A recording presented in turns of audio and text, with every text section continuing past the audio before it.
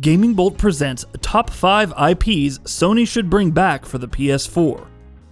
While Sony has slowly built up its catalog of bankable franchises and characters over the last 10 years, to the point that they now have a formidable lineup of exclusives guaranteed to generate sales and sell people on their consoles, the really impressive thing is that there are still more IPs that they could be pushing. See, even before Sony doubled down on its first-party output with the PS3, they had some impressive, beloved franchises that fell by the wayside, and they never went back to franchises that fans love and which would especially do very well in today's context. With Sony's games generally doing so well now, games like Horizon, The Last of Us, all selling millions upon millions of copies, it's now clear that no matter what they put out, as long as they push it, they will have an audience waiting for it. An audience that trusts that Sony will deliver only on quality and nothing else. It's well-earned trust, and maybe Sony could now use that trust to bring back some of the lesser-known, but absolutely fantastic gems from their first-party lineup of the past. Gems like Wild Arms. Come on, you knew I'd start with this.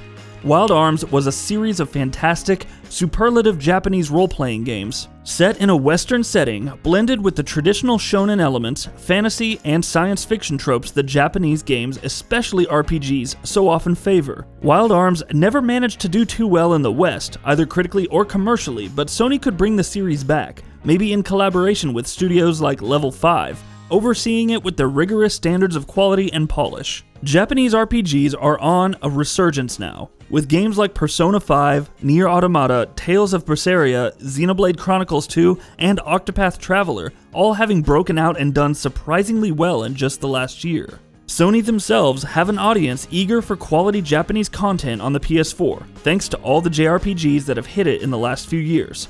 Come on, Sony, what better time would there be to give Wild Arms another go than now? JRPGs are on the upswing and there's an appetite for them on consoles. Your own output is high polish, high quality, and well received. Just put out a new Wild Arms and watch the adoration roll in. And no, I don't mean that mobile game by WayForward. Wipeout. What bites the most about Sony unceremoniously ditching Wipeout and shuttering their studio, Sony Liverpool, nay Psygnosis, is that Psygnosis was Sony's first-party studio ever, and Wipeout their first major first-party hit. The game was responsible in a very large part for helping brand the original PlayStation with an image of being a cool lifestyle device, and not just a kid's toy like previous consoles had been perceived, and it backed all that style with substance too.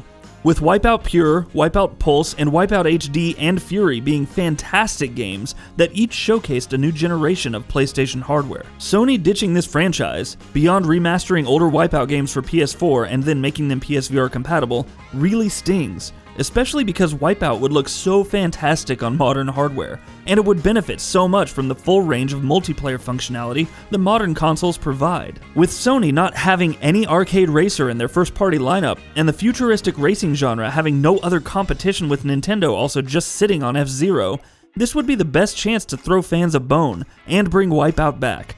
Do it, Sony. Resistance.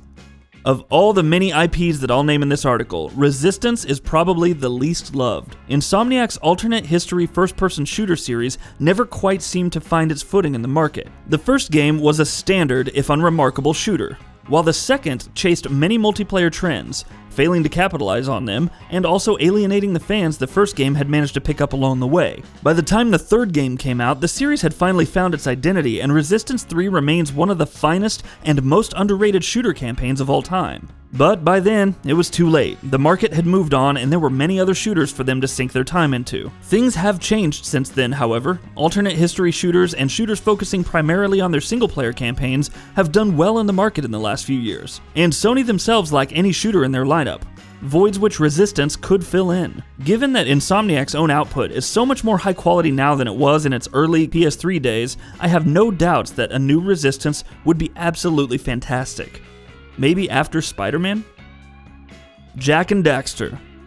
Who would argue with someone wanting Jak and Daxter back? Before Naughty Dog became Sony's prestige studio, pushing the envelope in interactive storytelling with their games, they were known for making great mascot platformers. Crash Bandicoot on the PlayStation and Jak and Daxter on the PS2, the latter games being great, whimsical open-world platforming collections with action elements strewn in. Jak and Daxter never found the kind of following Crash did, mostly because of a mid-series pivot into trying to go more serious and gritty directions, but the game remained high quality, and would do exceptionally well today, especially now that Sony's own lineup seems to lack anything meaningful in the way of platformers. Something like a non-gritty Jak and Daxter would go a long way in adding some color and variety to their portfolio. Warhawk. Okay, stay with me here. Warhawk was absolutely freaking fantastic, especially the PS3 reboot. It was a multiplayer game of the kind that there have been few of since, and it was way ahead of its time. It managed to do well, but it preceded its market by at least half a decade. Now imagine a new Warhawk put out by Sony. No campaign, just multiplayer. Make it free to play. Make it a games as a service style game. Add cosmetic microtransactions to support it. Ensure the unique multiplayer style and spirit of the PS3 game was maintained. Warhawk is tailor-made for success in today's market. Sony just has to be smart and revive it. They sorely lack multiplayer games of consequence in their lineup, and Warhawk could change that. And that about does it for this video. If you enjoyed what you watched and want to see more from GamingBolt, you can always hit that subscribe button and turn on the bell icon next to it. That way you will never miss any of our videos.